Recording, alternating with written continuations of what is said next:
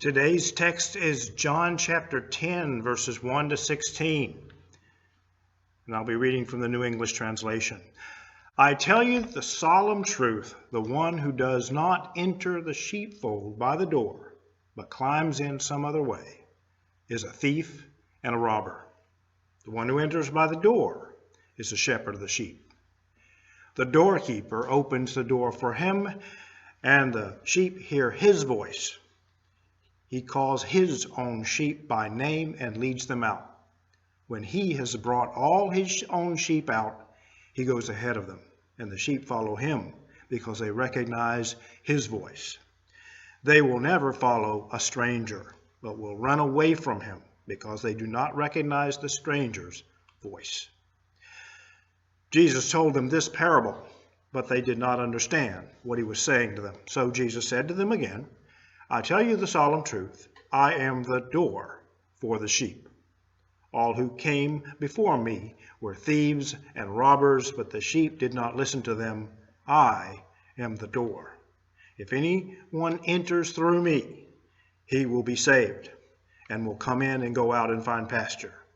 The thief comes only to steal and kill and destroy. I have come so that they may have life and may have it abundantly. I am the good shepherd. The good shepherd lays down his life for the sheep. The hired hand, who is not a shepherd and does not own sheep, sees the wolf coming and abandons the sheep and runs away. So the wolf attacks the sheep and scatters them. Because he is a hired hand and is not concerned about the sheep, he runs away. I am the good shepherd. I know my own, and my own know me. Just as the Father knows me, and I know the Father, and I lay down my life for the sheep. I have other sheep that do not come from this sheepfold. I must bring them too, and they will listen to my voice, so that there will be one flock and one shepherd. This month we have been studying what it means to follow the Lord. We saw in Deuteronomy 13 that it means not allowing ourselves to be tempted to rebel against him, even if that temptation comes from someone famous for being wise or gifted. We should resist the temptation to reject the Lord, even if it comes from a close friend or family member, and we should resist the temptation even if a whole city combines to influence us against the Lord. Last week, we saw 3 examples of people who were called to follow Jesus, and in each case, the call to follow Jesus was a call to sacrifice. The 4 fishermen were called to sacrifice their nets to learn how to fish for people. Matthew was told to walk away from his job as a tax collector. And the Pharisees and experts in the law were challenged to sacrifice their phony self-righteousness and follow Jesus into true righteousness by faith. For this week's text, we turn to the teaching of Jesus himself. John chapter 10. Is where Jesus explains why we should follow him exclusively. You see, there will always be people who will look at passages like Deuteronomy 13 and say, why not do both? Why not follow the Lord and other gods of the nations? And they suggest that we should be more inclusive. It's okay to follow the Lord. Why not add other gods and follow them as well? There will always be those who, after hearing God's call to be fishers of people, will reply, okay, I'll do some evangelism on the side, as long as you don't require that I give up my position as a professional fisherman, or a professional tax collector, or a professional religious leader. Let me be myself, Jesus, and I will follow you also. It's in today's text that we learn that we cannot follow Jesus also. He demands exclusive loyalty. We have to follow him exclusively, and here's why. We should follow Jesus exclusively because of who he is. Jesus, in teaching by using a parable here, he's in some of Jesus' parables we can identify particular elements, and part of interpreting the parable is deciding who is being identified by each element. The trouble with today's text is that Jesus kind of bends the rules. He uses 2 different elements to refer to himself. First, we say in verses 2, 7, 9, and 16, Jesus is the door. The first element that Jesus uses to refer to himself is the door. It's not the door to a house, and it's not the door to a church or a temple. It's a door to a sheep pen or a sheepfold. Now, here's how Coles introduces what is going on in this section of the parable. He says, a sheepfold is an enclosure with walls and a door. The owner is supposed to employ and control the porter and also the shepherd, or perhaps, as in the application of the figure here, fill all these offices himself. He is Lord of the fold and of the flock, and of course has command of the door of entrance. The owner employs someone who keeps watch at the door of the sheepfold. This is the porter or the doorkeeper. The owner has also employed others, shepherds, but they can only have access to the sheepfold if they come in through the door. Now, the interesting thing about this section of the parable is that you would expect Jesus to say that he is the doorkeeper, but he does not. He's the door itself. If Jesus were the doorkeeper, then all kinds of shepherds could come to him and Jesus would give a yes or a no to whether they were worth following. The door is the symbol Jesus uses here for access to God and his kingdom. What Jesus is saying by identifying himself with the door is that no one will have access to God and his kingdom without first coming to him. Later in John's Gospel, Jesus said the same thing when he said that he is the way, the truth, and the life, and no one comes to the Father except through him. The way and the door are the same thing. They speak of access to God and his kingdom. We are to seek first God's kingdom and God's righteousness according to Jesus in Matthew 6:33. Jesus is the only way to do that.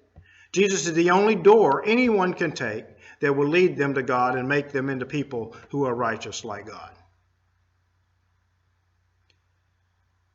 And this text also tells us that Jesus is also the good shepherd, verses 2 to 5 and then 11 and then 14. Now, after he has made his point about being the only means of a legitimate access to God, Jesus shifts his emphasis and starts identifying as the good shepherd. First, he says that any legitimate leader of God's people will have to go through him. You cannot even really be a shepherd of the sheep without going through the door. All the shepherds of the sheep have to follow the good shepherd. As the good shepherd, Jesus claims to know each one of his followers individually. He knows us and we know him. He knows me and I know him. He knows you and you know him. There's a relationship there. So another thing we learn about following Jesus in this text is that it is more than just access to his power. Jesus is more than a door we can walk through. He's the good shepherd. He's here for us to know and to be known by him. He's someone who can change us by the very influence of his presence. Without the good shepherd, the sheep will be vulnerable to attack, and they will not know where to go to get the right food. They will not be safe lying down. They'll be in danger of accidents wherever they go. As we go deeper into the imagery of Jesus as the Good Shepherd, we also learn that we should follow Jesus exclusively because of what he does.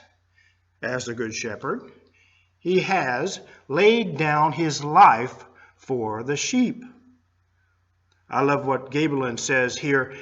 This statement sums up all the predictions and types of the Old Testament scriptures concerning him and his work of love. He came to die for his sheep, those who are given to him by the Father. This statement also answers completely the miserable invention that Christ died to seal in death the truth that he had preached, that he was a martyr on account of his convictions or his doctrine. He did not lay down his life for his doctrines, but for his sheep. And to put it another way, Jesus is the truth, but he's also the life. He came teaching, but God had sent other teachers.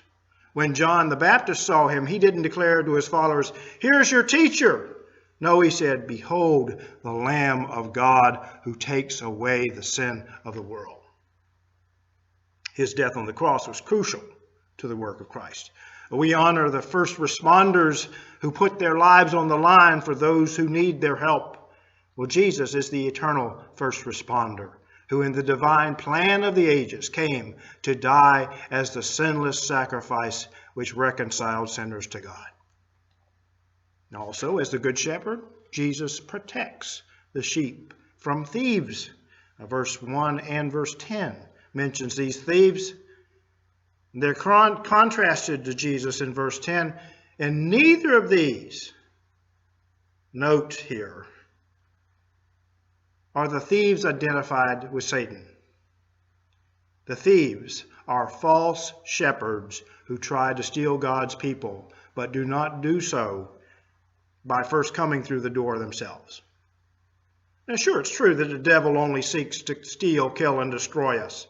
But that is not what Jesus is talking about in this text. The thieves in this text are those who want us to follow them, but they refuse to follow Jesus. As the Good Shepherd, Jesus also leads the sheep to abundant life. And here again, I'm afraid we have been misled. Whole movements have theologized to excess about what Jesus could have meant when he promised us abundant life. We should remember that Jesus' promise here is couched in a parable where believers are depicted as sheep. What would abundant life mean to a sheep? Do you think those sheep are out in that pasture, they're dreaming about owning a Cadillac? Do you think they care about bank accounts and mansions? Abundant life for a sheep would mean life instead of death. It would mean rescue from the thieves who sought to steal, kill, and destroy the sheep. Now, it can't be denied that the coming of Jesus will certainly enhance the quality of life that most Christians will live in this life. But for some, coming to Jesus will mean certain and in some case immediate death. In such cases, how can the promise of abundant life in John 10 be true? It can be true if Jesus was promising an abundant life which is both qualitative and quantitative, but promising these things for eternity after the resurrection.